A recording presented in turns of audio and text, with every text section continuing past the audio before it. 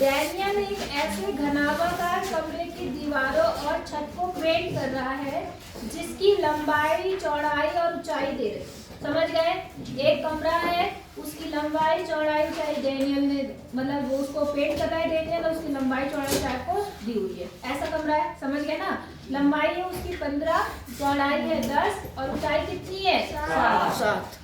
Paint की प्रत्येक केन की सहायता से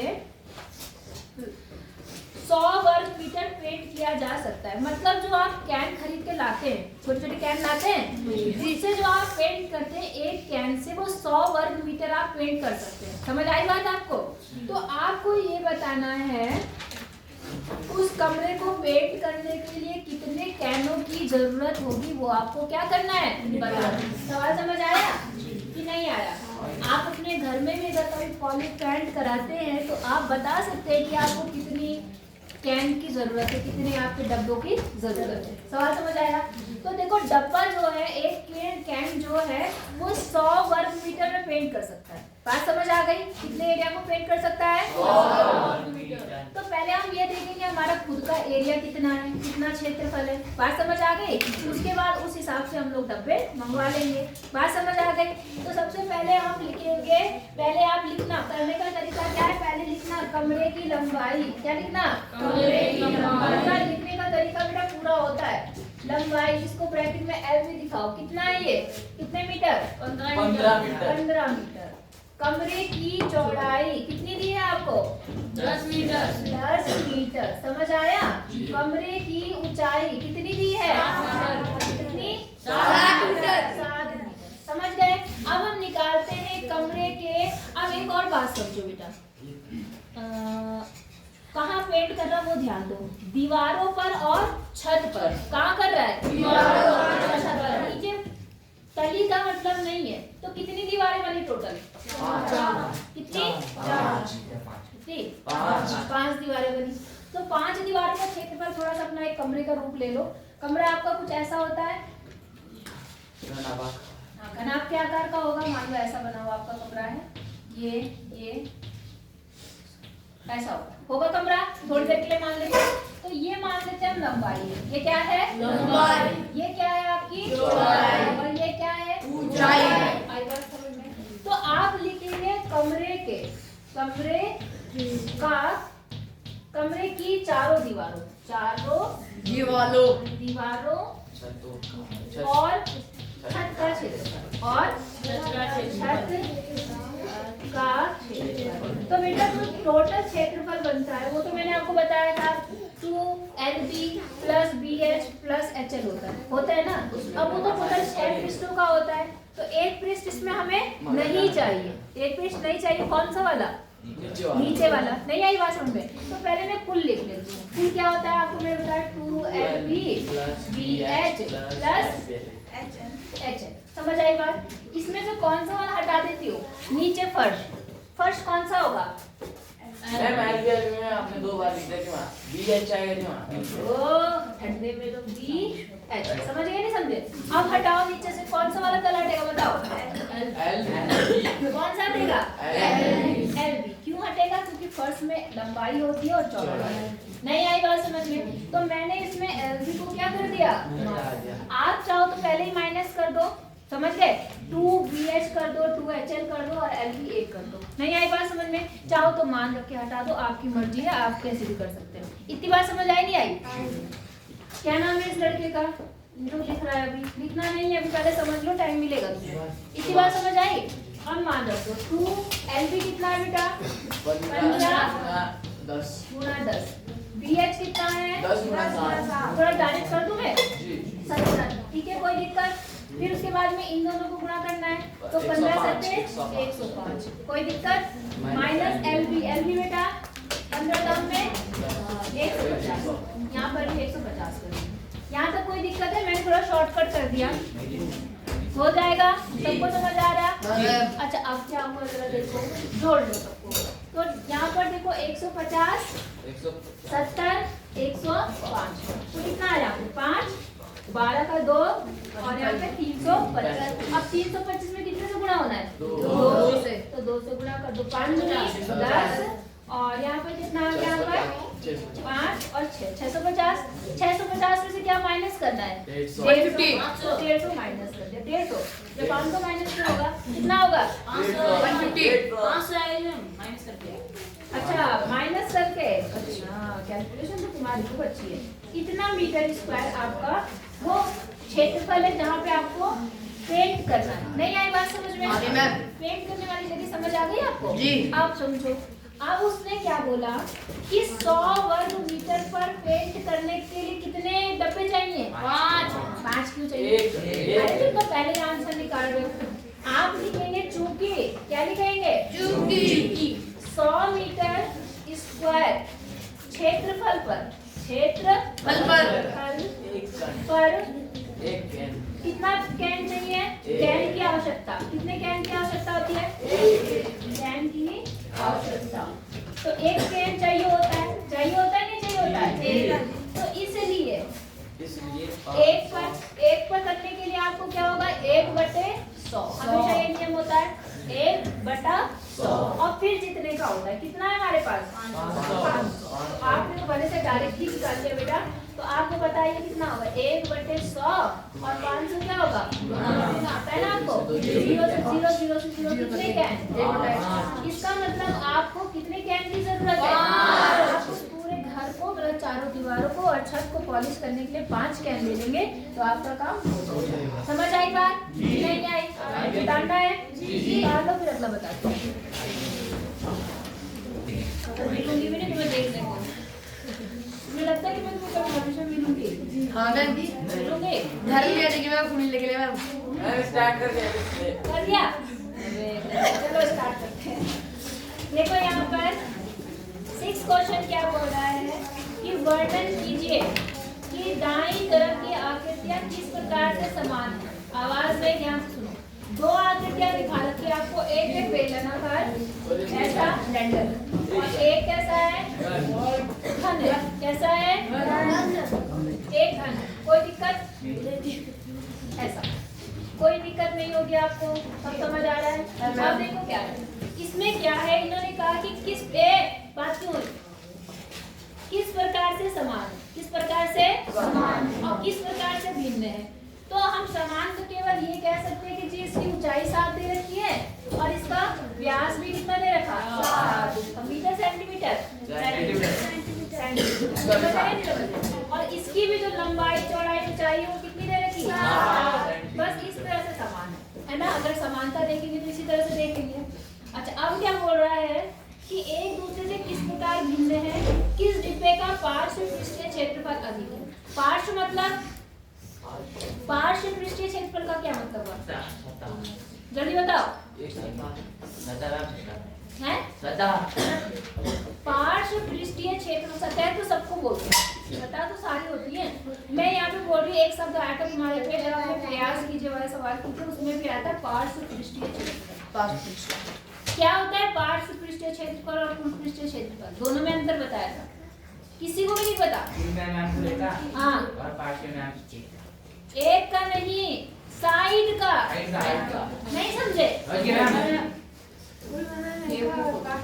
पार्श्व मतलब केवल साइड साइड का पार्श्व मतलब और कुल में वो ऊपर नीचे कभी आ जाता है। नहीं आई बात समझ में? 10 बार बताओ तुम तो बिल्कुल ही खत्म हो गए। जो कि क्लास इतनी अच्छी क्लास थी है इन्होंने बिल्कुल पढ़ाई करना छोड़ दिया।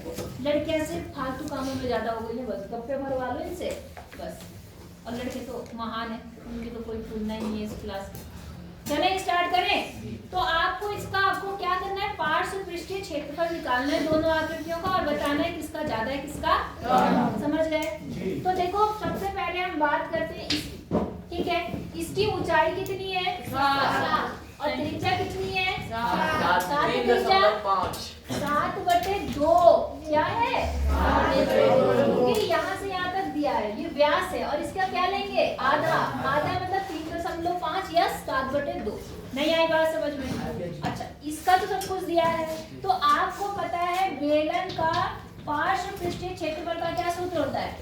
बेलन का पार्श्व तुम्हें पार्श्व पृष्ठीय नहीं पता तो तुम्हें क्या पता होगा कि क्या फॉर्मूला होगा नहीं पार्श्व पृष्ठीय क्षेत्रफल मतलब साइड का क्षेत्रफल जो कि होता है 2 RH जो H प्लस R वाला होता है वो ऊपर नीचे का लेते हैं तब होता है।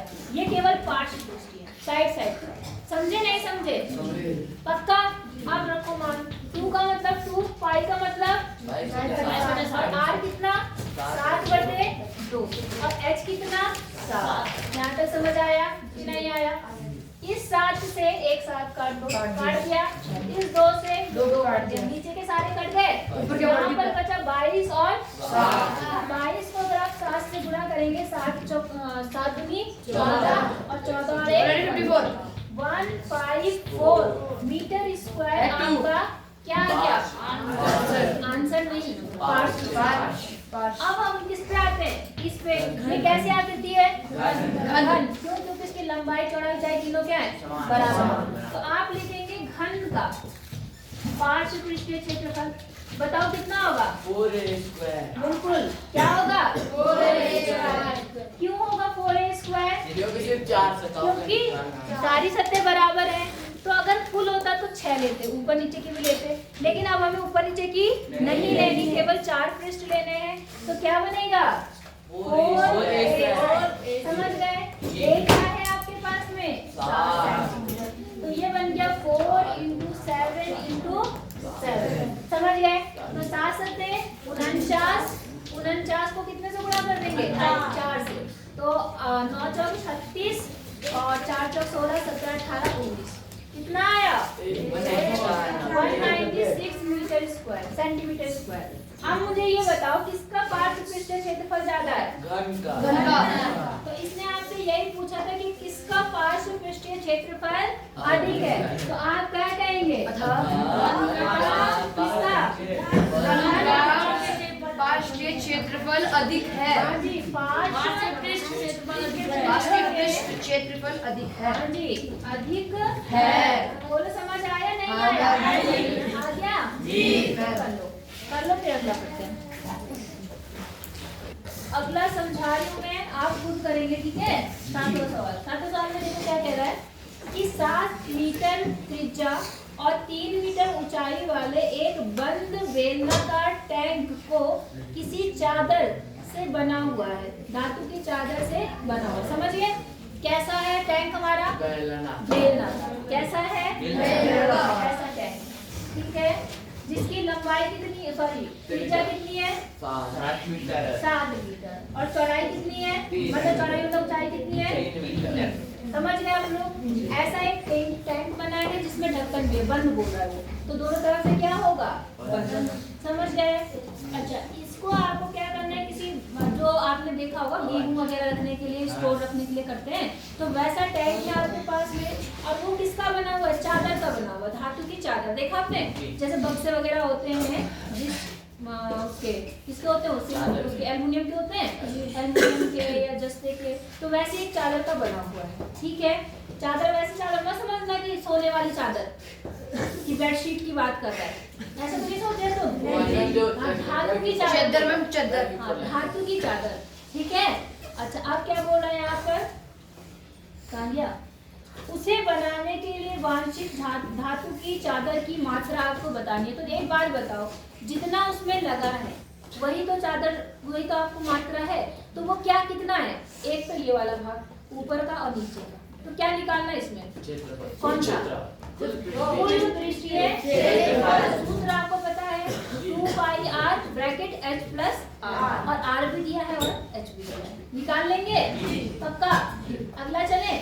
आप ये बोल रहा है एक खोखले बेलन का वक्र पृष्ठीय क्षेत्रफल दिया है। खोखला बेलन है, कैसा है? खोखला। और इसका वक्र पृष्ठीय दिया है। वक्र और पार्श्व एक ही बात होती है।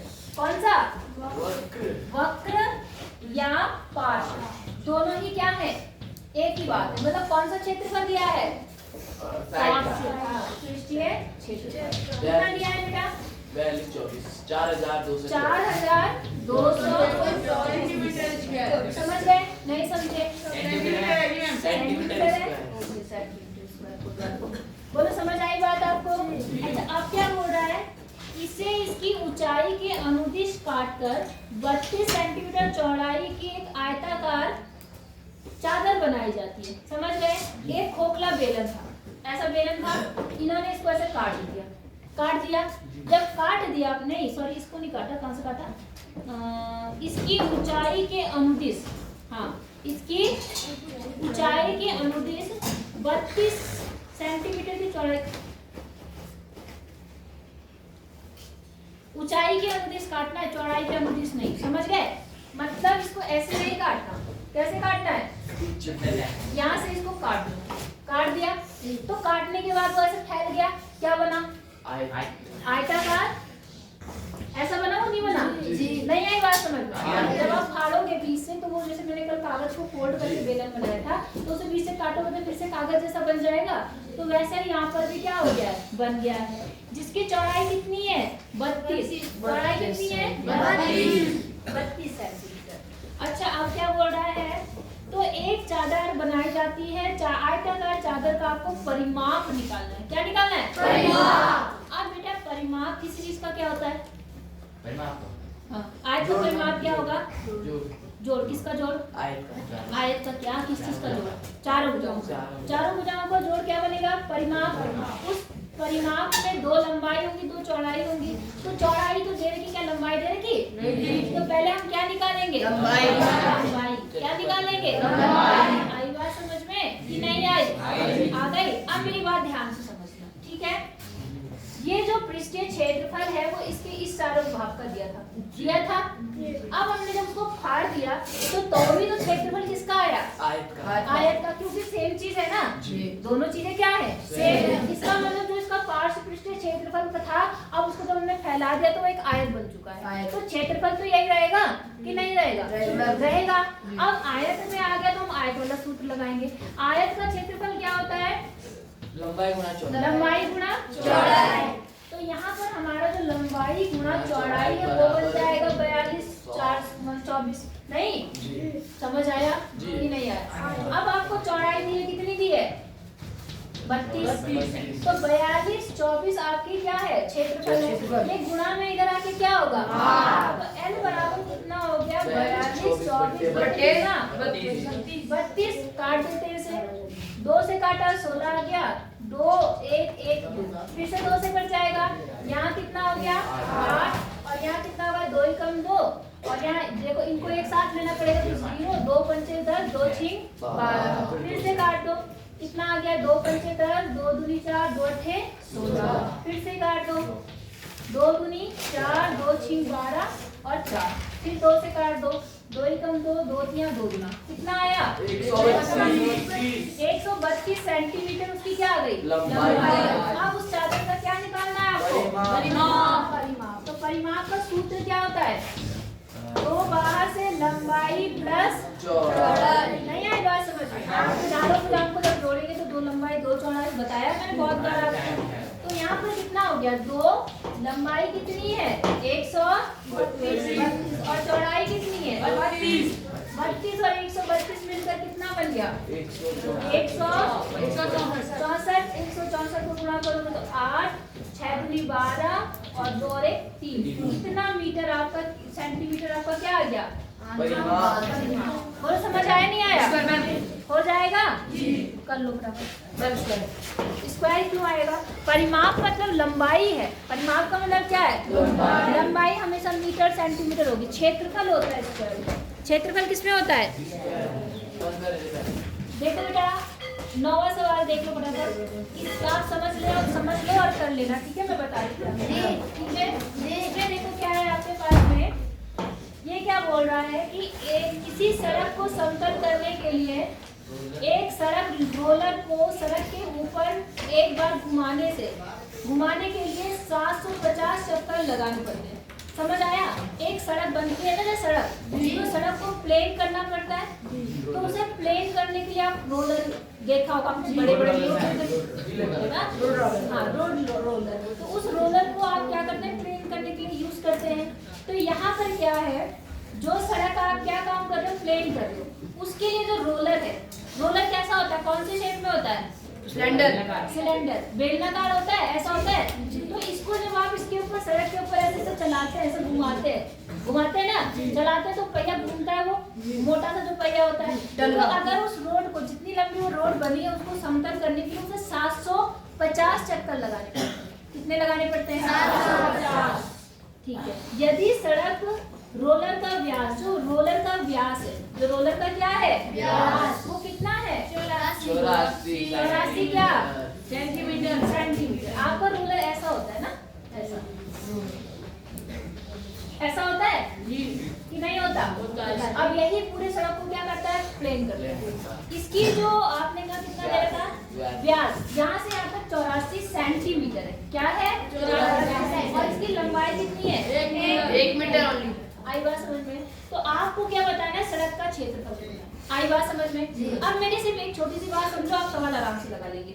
जो रोलर है वो क्या होगा? जब एक चक्कर लगाएगा तो वो अपने पृष्ठीय क्षेत्रफल के बराबर दूरी चलेगा नहीं चलेगा? नहीं समझे?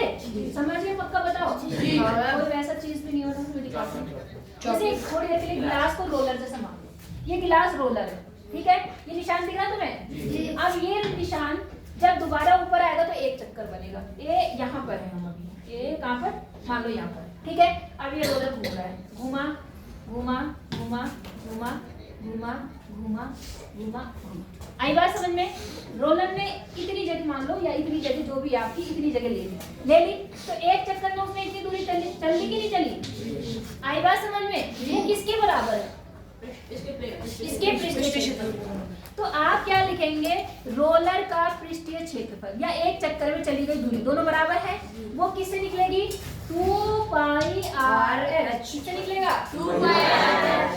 एक चीज का ध्यान देना, r जो है वो इसका आधा हो जाएगा, लेकिन ये सेंटीमीटर में, इसमें सेंटीमीटर। इसको आप आधे को जब करेंगे तो इसको 100 से भाग कर देना तो ये मीटर बन गया। आई बात समझ में? और h कितना है? 1 मीटर। तो इससे इसका एक चक्कर में चली गई दूरी आ जाएगी। और वो कितने चक्कर लगा रहा है रोलर? 750 से जब गुणा कर दोगे तो पूरे सड़क की लंबाई मतलब क्षेत्रफल आ जाएगा आपका, कि उसने कितना क्षेत्रफल करा बराबर। समझ आया नहीं आया? तो कर लेंगे पहले एक चक्कर, फिर 750 चक्कर, हो जाएगा ना? तो इतना करना, बाकी हम बाद में करेंगे, ठीक है? चलो ठीक है।